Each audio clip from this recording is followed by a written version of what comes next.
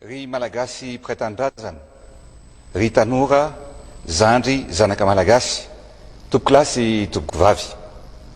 Manoloana ny toedrara eto amin'ny firenena, izay nahitana savorovoro sy fikorontanana, dia voalohany indrindra aloha miaraory amin'ireo izay namoiavana ny tenako. Mirary fasitranana ihany koa ho anareo izay naratra ary maneho firaisapo amin'ireo izay very sy rava-fananana.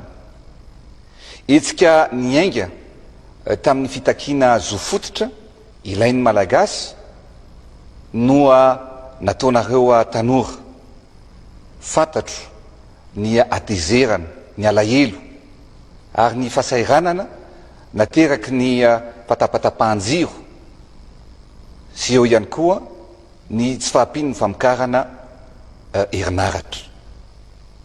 Eninay, eniko ny antsonareo, tsapako ny fijalianareo ary azoko tsara ny fiantraikan'izany eo amin'ny fiainantsika andavanandro. Ary rehefa misy ny fijaliana na fahoriana iainany vahoaka malagasy dia tiako tsapanao fa anisany tena makarary ahy ihany koa izany ary tsy atorizako andro aman'alina mba ahafahana mitondra vahaolana mba entina anamavanana sy anatsaraina ny andavanandro ny vahoaka malagasy.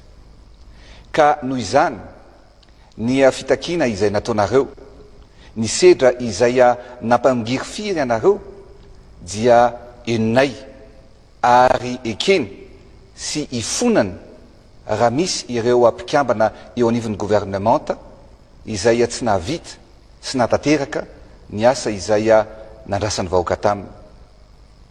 Tsy namaly ny etaeta mety mifanandrify amin'ny filainareo izahay. Eny, mety tsy niainy mihitsy aza ireo kikika, ireo tebiteby izay niainanareo. Koa noho izany, araky ny andininy fa 750 ao amin'ny lalam-panorenana dia nanapa-kevitra ao androany ny ampitsahatra ny premier ministre sy ny gouvernemanta amin'ny asany. Mandra-pahanendry ny gouvernemanta vaovao dia ireo mpikambana ankehitriny no manohy ny fampandehanan-draharaha andavanandro.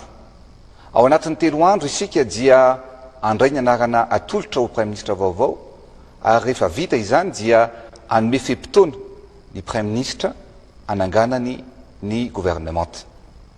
Ny gouvernemanta izay atsangatsika dia hiasa ho an'ny vahoaka ary katsaka sy anafaingana ny asa rehetra ho fanasoavana ny vahoaka.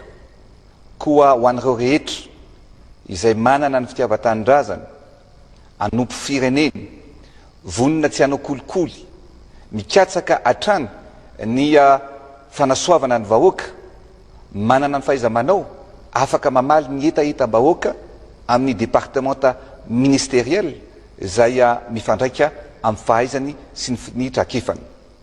Ary indrindra mahatsapa teny fa afaka tena mitondra fiovana eto amin'ny firenena. Izany dia manetana anareo aho, nareo malagasy tsy vaky volo, satria malagasy ray tsika, tany ray no iainantsika ary samy sari-piaro amin'ity firenentsika ity, dia andao ary tsika ifanometanana ary manetana anareo ametraka ny CV anareo ao amin'ny lapam-panjakana Ambotsirohatra. Isy ihany koa sapana manokana andray izany na alifa mailaka na ihany koa amin'ny alalan'ny LinkedIn ho an'ireo izay mety any ampitan-dranomasina. Manetana manokana anareo tanora aho satria resy lahatra fa manana zara toerana amin'ny fampandrosoana ny firenena ianareo.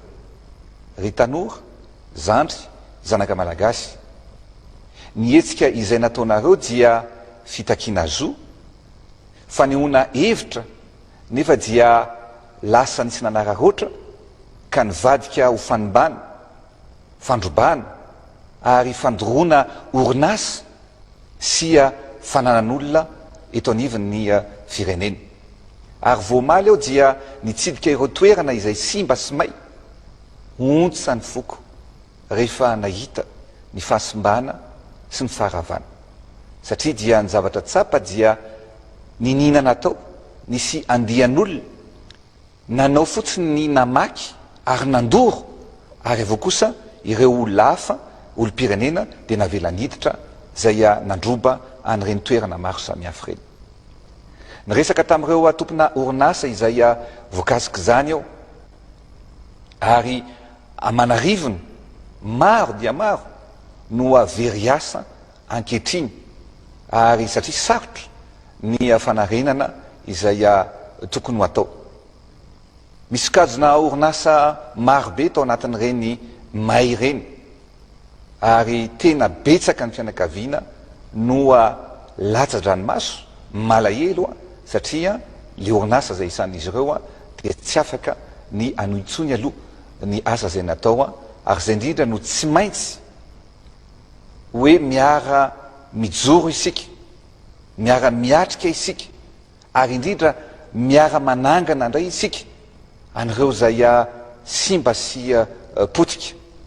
Ka nanapa-kevitra ao fa ireo orinasa izay manana entana simba sy ireo rava fananana dia hojerena manokana ary isy fepetra ho fanampiana azy ireny.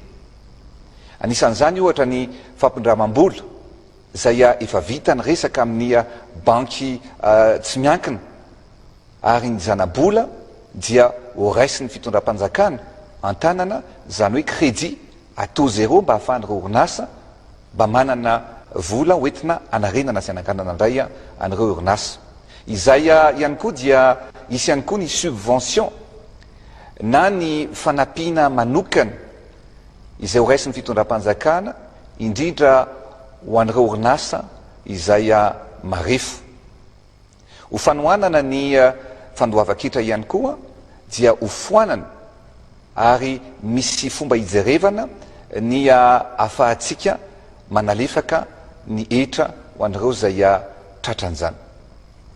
Raha mikasika ny jirama manokana dia efa miroso amin'ny famahanana ny olana isika amin'ny alalan'ny fametrahana n'ireo tompo-pamokarana herinaratra azo avy amin'ny masoandro. Efa maromaro izy ireo nefa vita ary efa maromaro no ampiasaintsika sisitrahantsika amin'izao fotoana izao. Zay ny teneniko anareo hoe misy ny olana fa tsy mitazapotsiny ny fitondram-panjakana ary ho azavaiko aminareo amin'ny antsipriany zany amin'ny fotoana manaraka. Tsapa tokoa nefa fa ny zavatra olana nisy dia tsy nisy ny mangarahara ary tsy ampy ny serasera tamin'ireo olana izay natrehany sy ny fitantanana ny raharam-pirenena amin'ny ankapobeny fa indrindra ny mikasika ny olan'ny jirama. Matetika simba ny milina tsy fantatry ny vahoaka zany, matetika efa amboarina milina tsy fantatry ny vahoaka zany, matetika misy ny fatapahana efa fantatra fa amin'ny fotoana inona no ahavitana an'io dia tsy nisy ny fampahafantarana an'izany. Ka eto dia manome toky anareo fa anova ny fomba fiasa isika ary hifampizara aminareo ny olana sy ny vahaolana rehetra hiatrehantsika eto amin'ny tany sy ny firenena. Mandiha lalatsarotra isika amin'izao vanim-potoana izao koa andao ary isika hisafidy ny lalan'ny fifampienoana entina hijerena ny olana mba ahafahantsika mametraka vahaolana maharitra ho an'ity tanindrazana iraisana ity. Hifandinika amin'ireo ray aman-dreny ampanao ary anteriko ihany koa fa andray ianareo tanora, ianareo mpianatra, ianareo mpandraharaha, ianareo manana orinasa na majinika na vavety ary ianareo tsy anasa ihany koa.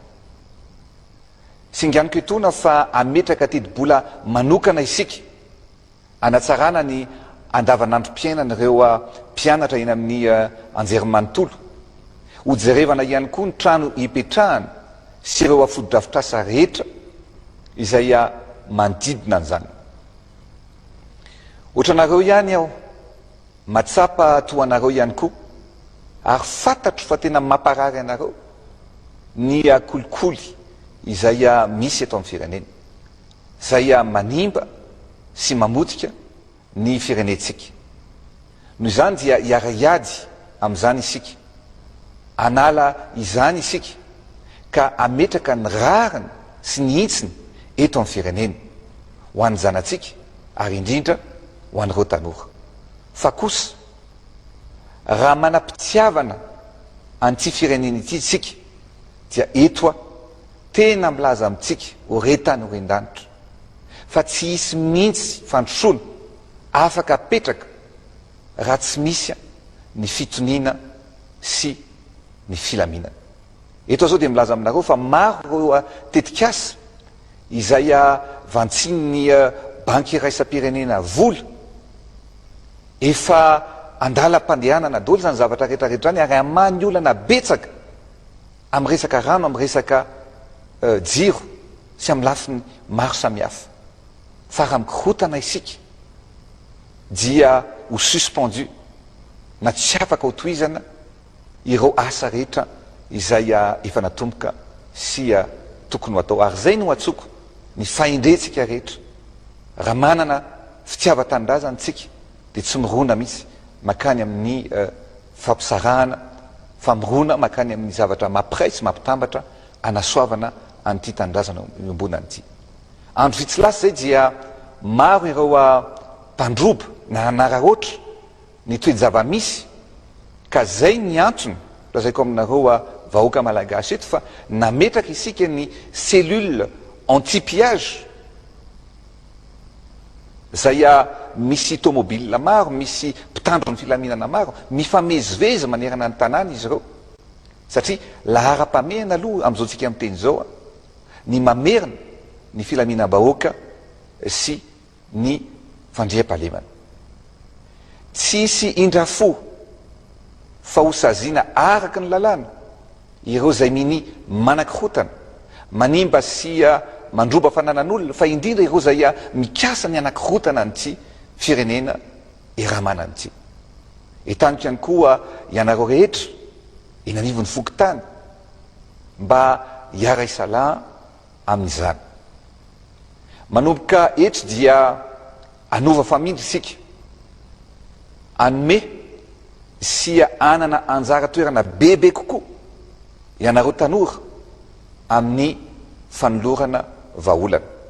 Izany no ananganako ny espace de concertation na sehatra misokatra ho an'ny rehetra indrindra ho an'ny tanora ahafahana mifanakalo hevitra mikasika ny raharaham-pirenena amin'ny akapobeany sy ametrahana ireo asa lahara-pamehana mifandraika amin'ny filan'ny vahoaka.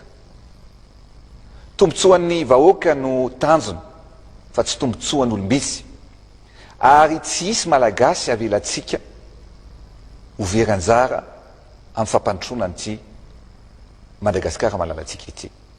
Hiara anangana isika, hiara amindra ary hiara hifanometoky, mijoro hatrany aho satria adidy masina ny fanoloran-teny zay hiasa ho an'ny vahoaka. Ary eto dia misaotra an'ireo rehetra izay nanome fitokisana ny tenako tamin'ny alalan'ny fividianana hitatana an'ity nosy malalantsika ity mandritra ny 5 taona araka ny voafaritra ao anatin'ny lalam-panorenana. Ary ireo fanamby rehetra anisan'izany resaka jiro, resaka rano, resaka fambolena dia tsy maintsy ho vitatsika ao anatin'ny vanim-potoana izay hiasako. Mazava ny voalazany lalam-panorenana fa raha izao manokana tsy manana eritreritra mihitsy ny tsy hanaja an'izany lalam-panorenana zany satria fitiava-tanindrazana no mikirina ato amiko sy no himasoky ihany koa, fa tsy fitiavana fahefana fa tsy fitiavana ihany koa voninahitra fa finiavana anompo vahoaka, anompo ny malagasy.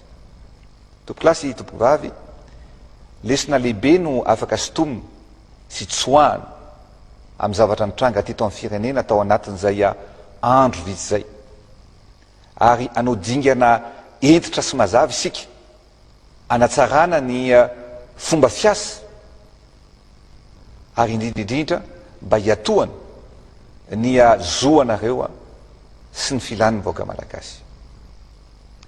Anarina any Madagasikara no antony ijoroako, fanamby efa noraisiko zany, velirano nataoko zany, ary tsy maintsy tanterahako izany.